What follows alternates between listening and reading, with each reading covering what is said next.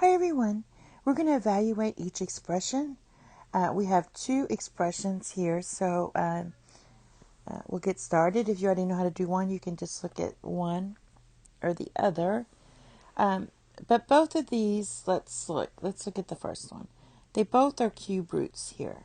So that means I can put them under all the radical sign. I can write this as a cube root of 0.0001 times 10. And this is going to give me the cube root of 0.001. Now, this has 3 digits after the decimal here, so I can write this as the cube root of 0.1 cubed. Now, you can either just notice that the power and the cube is just going to let this equal 0.1, or you can note that you have 0.1, this is cubed, and then your root is 3, so that would be 1/3. And when you use your power property of the exponent, you multiply 3 times 1/3, you're going to get 0.1 to the first power, which just gives you 0.1. But the goal is to match these up. So you match these up, you can cancel them out and just look at that part. All right, let's do the second one. Now the second one, we're going to have to multiply these.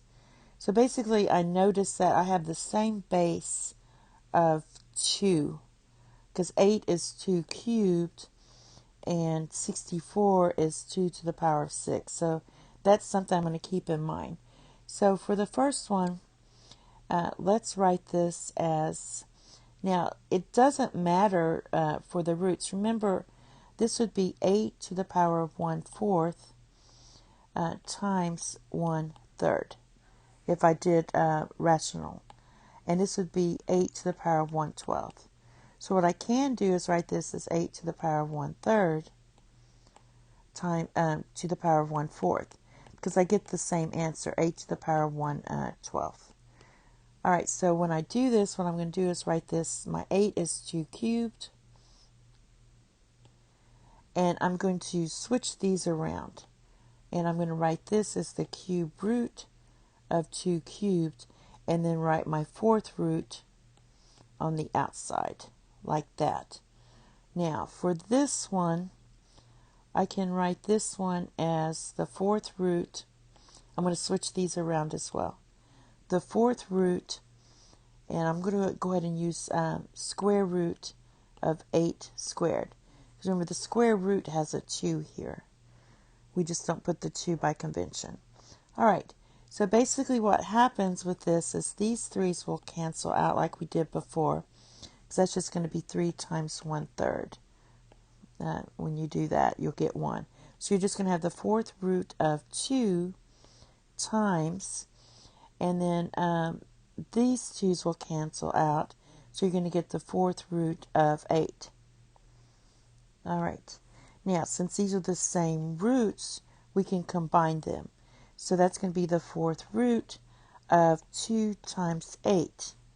So that's going to be the fourth root of 16. Now, I can make my use my base 2 and write this as 2 to the power of 4.